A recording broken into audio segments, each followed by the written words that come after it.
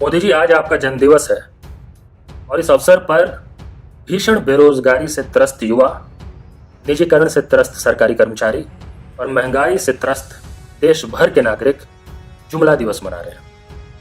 लेकिन मेरा आपसे एक निवेदन है कि आप बुरा मत मानिएगा। बुरा इसलिए मत मानिएगा क्योंकि जुमला दिवस मनाने के पीछे जो कारण है वो व्यक्तिगत नहीं है। ये किसी को आपसे पर्सनल खुंदक नहीं है, इस कारण से नहीं मनाया जा रहा है।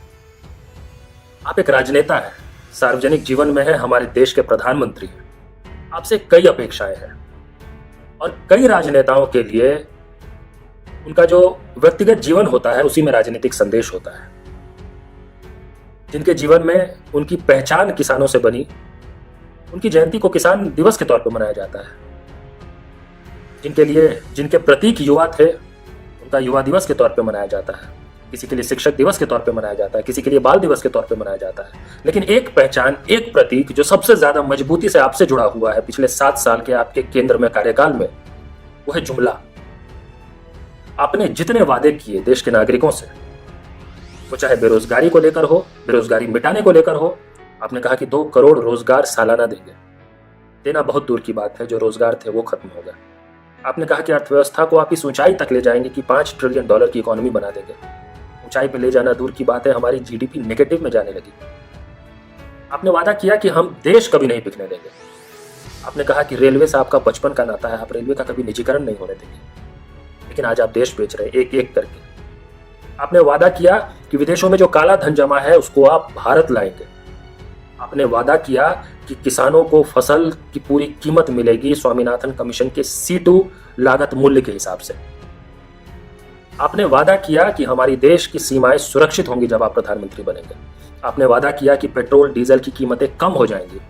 आपने वादा किया कि आम नागरिकों की जेब में पैसे बचने लग जाएंगे जब आप प्रधानमंत्री बनेंगे। आपने वादा किया कि संसद के अंदर कोई भी अपराधी नहीं बैठेगा 100 दिन के बाद जब आप प्रधानमंत्री बन जाएंगे। कितने वादे किए आपने। आपने वादा किया कि गंगा की आप सफाई कर देंगे।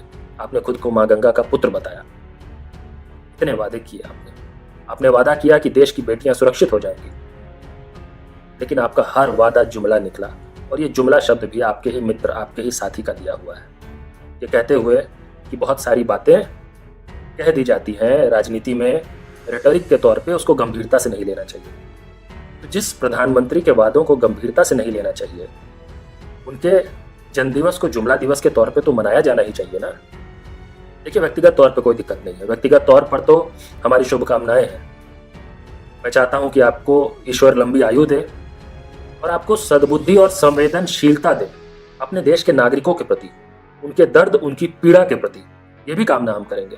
तो आपके बारे में हम अच्छी कामना करते हैं आपके जन्मदिवस पर। लेकिन आपके जन्मदिवस को प्रतीक के तौर पर तो जुमला दिवस मनाया ही जाएगा। पिछले साल भी हमने मनाया, और पिछले साल भी हमने यही बात कही थी कि अगर आप बेरोजगारी की समस्या पर काम करना शुरू नहीं करते, इस संकट को दूर करने की कोशिश नहीं करते हैं, तो आने वाले साल में भी आपके जन्मदिवस को जुमला दिवस के तौर पे ही मनाया जाएगा। और कहीं ऐसा ना हो जाए कि आने वाली पीढ़ी भी 17 सितंबर को नरेंद्र मोदी के जन्मदिन को जुमला दिवस के तौर पर ही याद करने लग जाए।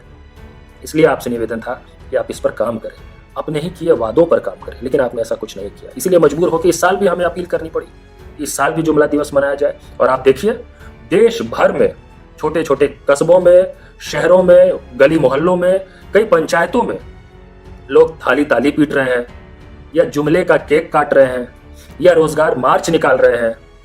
ये निकालकर एकता, एकजुटता के साथ ये बता रहे हैं कि ये देश, और खास करके इस देश के युवा, अब और जुमलेबाजी बर्दाश्त नहीं करेंगे।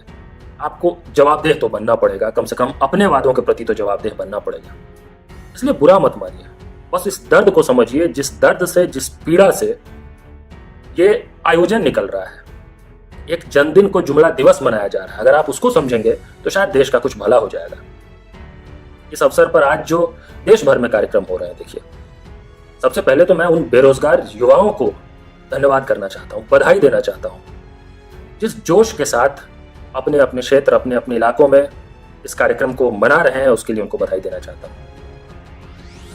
उनको जो शिक्षक की पात्रता पा गए हैं, एलिजिबल हो गए हैं टीचर बनने के लिए, और लाखों पद टीचर के खाली हैं लेकिन फिर भी बेरोजगार हैं, उनको भी मैं बधाई देना चाहता हूं।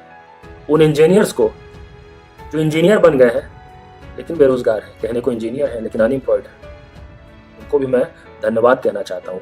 आज आप सबको धन्यवाद करने का दिन है। आज मैं उन बैंक कर्मियों को धन्यवाद करना चाहता हूँ जो आज इस मजबूती के साथ कंधे से कंधा मिलाकर देश के बेरोजगार युवाओं के साथ खड़े हैं।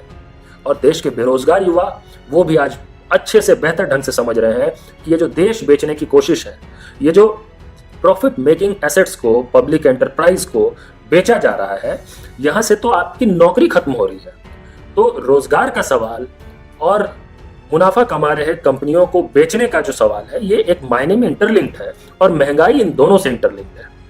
मैं अक्सर एक बात कहता हूँ, मैं तो ये कहता हूँ कि कोई निजीकरण की सरकार पूरी तरह से नहीं है। ऐसा नहीं कि सब कुछ निजीकरण करना चाहती है। असल में ये क्या करना चाहते हैं, ये मुनाफे का निजीकरण करना चाहते हैं, प्रॉफिट का प्राइवेटाइजेशन करना चाहते हैं, और जो लॉस है उसको नेशनलाइज करना चाहते हैं, घाटे का राष्ट्रीयकरण करना चाहते हैं। उदाहरण के लिए कि अगर कोई कंपनी घाटे में जाएगी तो उसको ओएनजीसी खरीदेगी, उसको एसबीआई खरीदेगा, उसको एलआईसी खरीदेगा, उसको कोई ना कोई पब्लिक सेक्टर एंटरप्राइज खरीदेगा अगर घाटे में जा रही कोई कंपनी हो जो एक ढंग की लायबिलिटी बन गई हो। लेकिन बंदरगाह, हवाई अड्डे, रेलवे स्टेशन, टेलीकॉम, वो सारे सेक्टर्स, बैंक्स, जहां जहां मुनाफा है, उन सबको हमारे देश के प्रधानमंत्री के जो मित्र हैं वही खरीदेंगे। ऐसा क्यों है? ऐसा नहीं है कि सब कुछ निजीकरण हो रहा है। देखिए, आपके हमारे घर में भी कई बार क्या होता है, आपके घर में कोई ऐसी चीज पड़ी हो जिसको आप लायबिलिटी मानते हैं, आपको लगता है कि यार ये इससे कुछ मिलना नहीं है, इससे कुछ होना नहीं है, तो इसको निकाल देते हैं, इससे 500, 1000, 2000 जो भी मिल जाए इसको निकाल दो। लेकिन जो आपके एसेट्स हैं, जिससे आप एसेट क्रिएशन कर सकते हैं, जो आपके लिए एसेट्स हैं, उसको आप नहीं बेचते हैं। उसको कौन बेचता है? उसको कपूत बेचता है, अपने पूर्वजों के एसेट्स को, अपने बीते पीढ़ी ने जो मेहनत, संघर्ष, खून पसीने से जो अर्जित किया, उसको कौन बेचता है? कोई सपूत नहीं बेचता, कपूत बेचता है। यहाँ पे तो उल्टा हो रहा है। जो लायबिलिटीज है उसको तो सरकारी कंपनियों के जरिए खरीदवाया जा रहा है। इसका मतलब उसका भार आप वहन कर रहे हैं, आपकी जेब से जा रहा है। तो जैसा मैंने कहा ना कि महंगाई, निजीकरण, बेरोजगारी, ये तीनों इंटरलिंक्ड है एक मायने में। तो उसका पैसा हम अपनी जेब से देंगे, टैक्स के रूप में देंगे। हम मिनिमम बैलेंस पे चार्ज देने लग जाएंगे, हम एटीएम ट्रांजैक्शन पे हमसे चार्ज लिया जाएगा, हमसे तरह तरह का टैक्स लिया जाएगा, हमसे पेट्रोल डीजल पे ज्यादा पैसा लिया जाएगा। क्यों? क्योंकि हम उन लायबिलिटीज का भार उठा रहे हैं। लेकिन जो प्रॉफिट है हमारे देश का, उसका भार हमको नहीं, उसका शेयर हमको नहीं मिलना है, उसका शेयर आम लोगों को नहीं मिलना है। उसका शेयर जो दो मित्र हैं सरकार में, उनके जो दो मित्र हैं पूंजीपति, उनको मिलना है। ऐसा क्यों? क्या इतना कुछ होने के बाद प्रधानमंत्री के जन्मदिन को जुमला दिवस के तौर पे मनाना क्या तर्कसंगत नहीं है? और इसीलिए मेरी आप सबसे अपील है कि सिर्फ आज ही नहीं, आज के लिए तो आप सबको बधाई हो, बहुत बहुत धन्यवाद हो जिस ढंग से आप सबने इस आवाज को बुलंद किया है एकजुट होकर। और मुझे लगता है कि हम सबको मिलजुल कर इस संघर्ष को अब आगे ले जाने की जरूरत है।